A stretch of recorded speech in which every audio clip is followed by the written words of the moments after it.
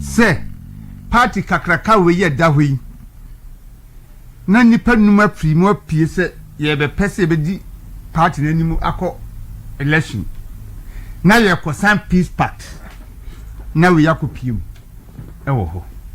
eye ni guase ma party pa na de se na che mete na ka se re ho ye na me re ho senti NPP pa na bia aduru ni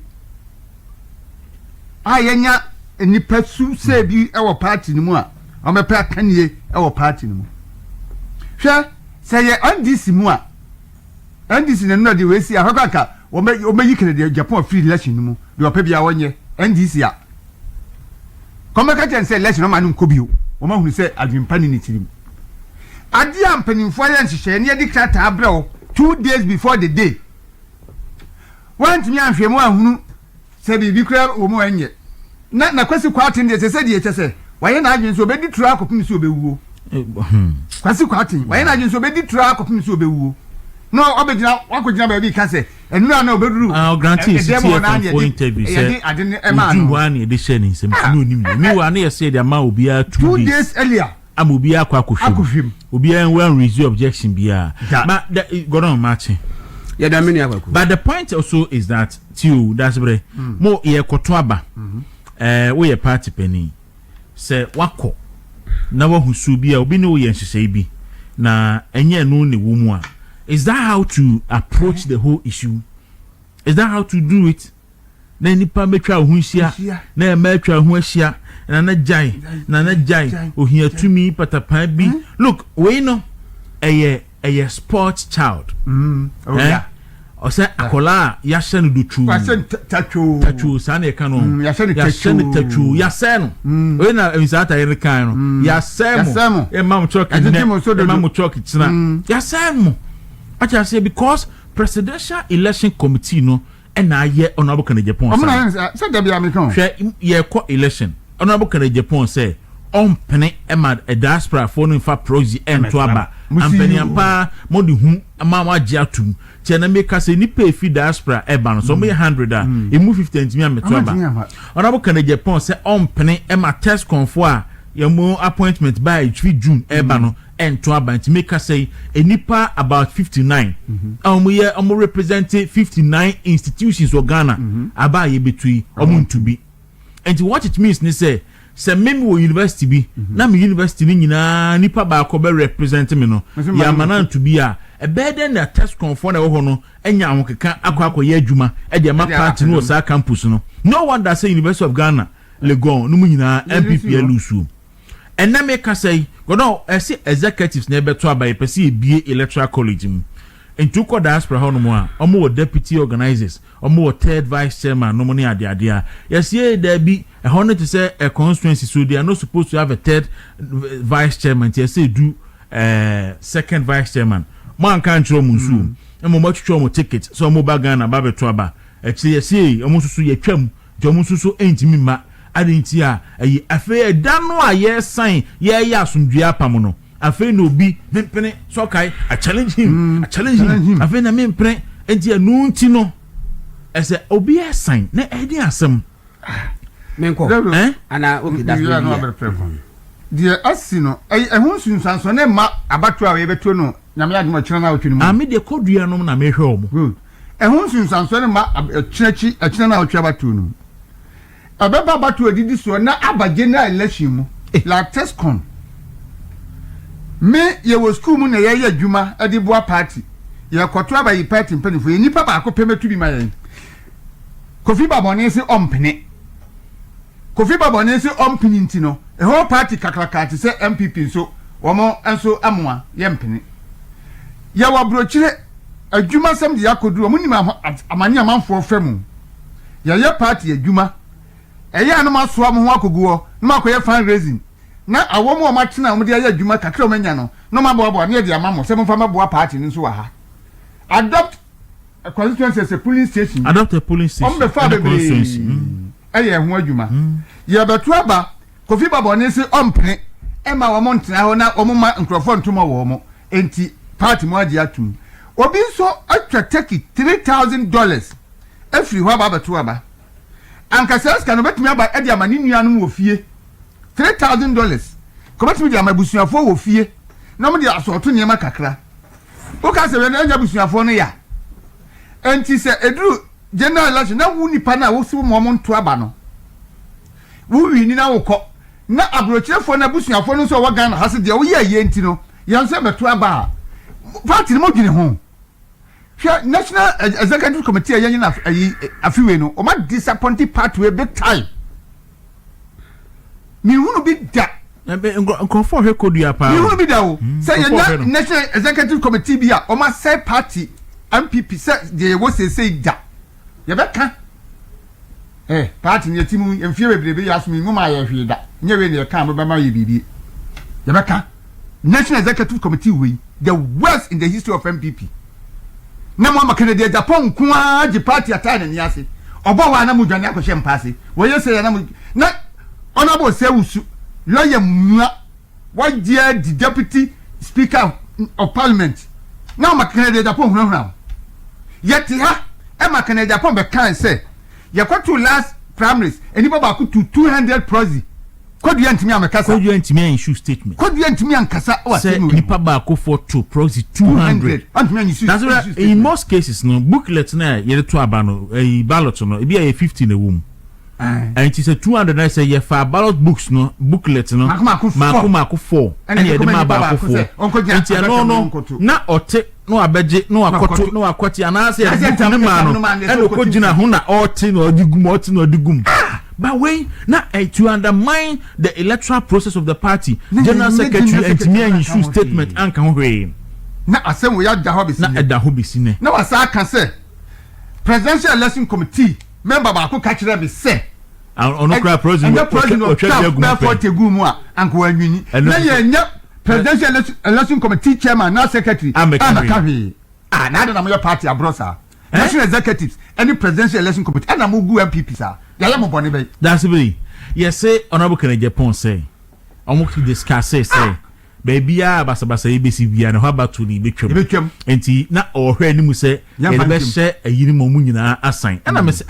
o dia say enkola asem se me o ka kire me sa da sebre na menim se do me kwa benya ehoso delicate o do so e na ye o strongholder na me wini a eno an say didi no betwen a be no mienu na ye be kan aba no na me metwofo akwa kugum ni abutu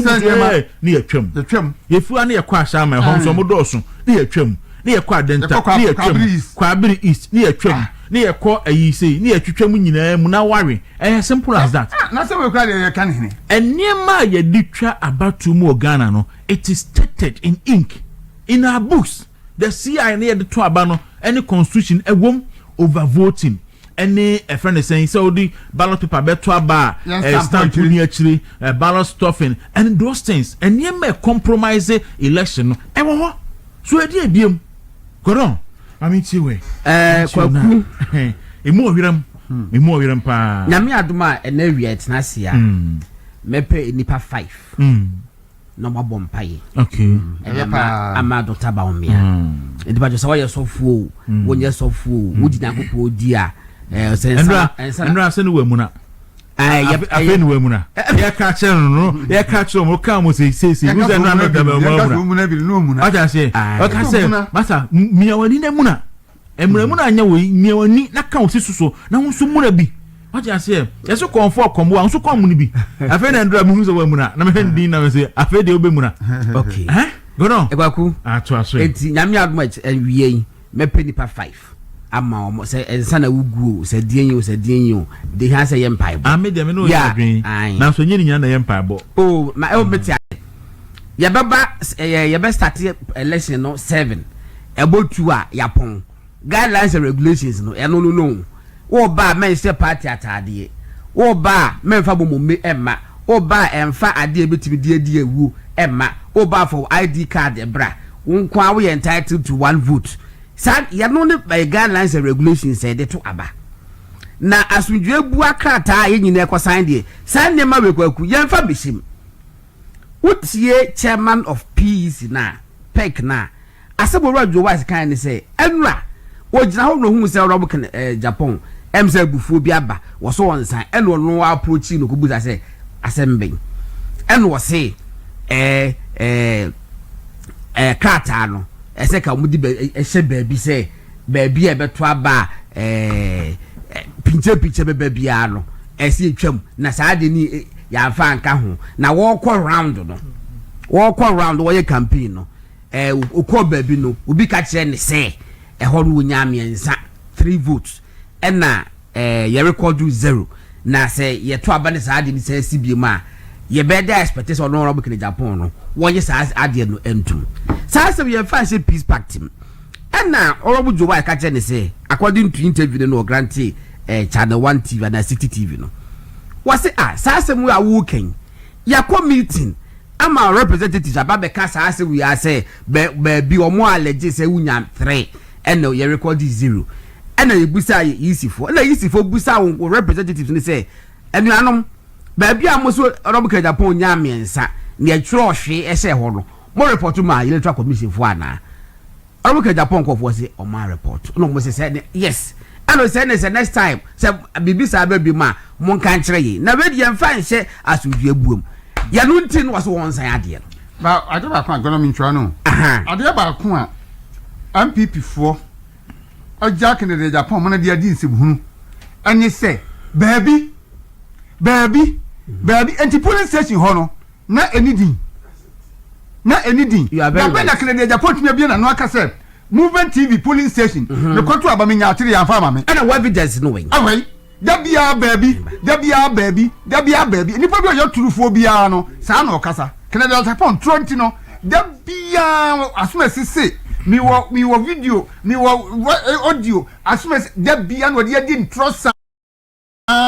ena na chidifo nyina so osua ena na kwasi kwa atende ena oya sa kenede Japan no kra na wode ntro no bae no ho adan enema bi koso me anopay meka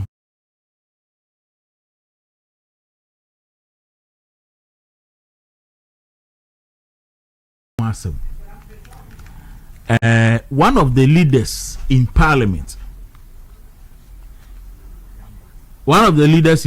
no me friend anopay say me friend na won fa o me friend no ni line so no one frame me back open wi amone ne nkasa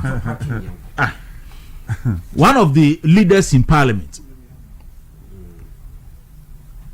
the constituency sena or intimidating Crawford against Dr. Bawumiano yate papa your respect you any pan so enim na say eye Bawumia ena leader bi wo parliament ena yes anka ba na krom ha ya so nyina abu but one of the 4 leaders in parliament the constituency said you see intimidate Bawumia Crawford ni ehunahuna ne nema ekoso no Bawumia ya awe obi ya awe Bawumia ma abontin be complain o meka hwe but ekoso enso say Bawumia pa na leader bi e wo parliament ene ye ne saa anka ba now aya asem wo Ghana mo ma fairness enye adwuma na MPP ho ento no amenko ahoma no so na me ne director in charge of National Administration and Secretary to the Presidential Election Committee in Ninkomo. Raya Moamachi. Yeah, Daro. Eja. That is saying. Nyame adom say kamia na mediti me dey say also friend na me friend back now. I got in there you need you. Amede me nye onua, ese me fia okugwa. Enti me fia asante achi me nye onua. Yo, Mati. Kai say okugwa for ye ni ma konfo no chibe ma asantima ya asantima yo. Enti wo se me nye onua. Yes. Ninya mia ya wie. Akasa obepie wo nipa ni so. Eradia ya wie. Akasa obepie wo nipa ni so. Otambo afaje. Yaje wase mudio. Se washe nyuma pase noa. Odi bekwa wie ye pa. Otambo afaje. Yaje wase mudio. Se washe nyuma pase no. Odi bekwa wie ye pa. Yes. Awurade de bekwa wie ye pa maye. Ken menya sure se wan sha 31st ebeto papa we papa no aye ha na mpanyimfo se den chem obewu aya na ordinity etwerebo papa no ope obi akoka se wono ye ni sei na ma papa we ade we anto na nyame ye nyame se niema osusu se obeye nyina no awurade yi ni nyina di sa NDC fo ade a omode ahye ni mu se onye no ene ni nyina adaadi ene omoso omode police dodo se ne beko every ayibia ose 70 police